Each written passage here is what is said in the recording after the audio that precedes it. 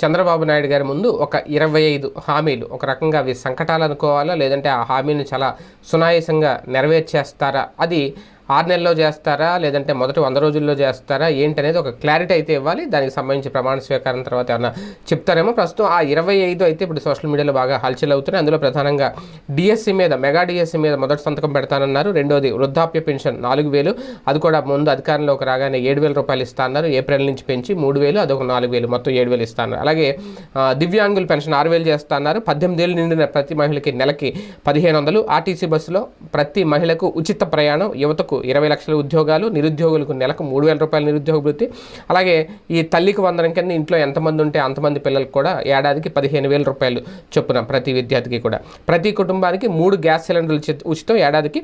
అలాగే ప్రతి రైతుకు ఏడాదికి 20,000 పెట్టుబడి సాయం. వాలంటీర్ల గౌరవ వేతనం 10,000. అలాగే ఉచిత ఇసుక, అలాగే అన్నా క్యాంటీన్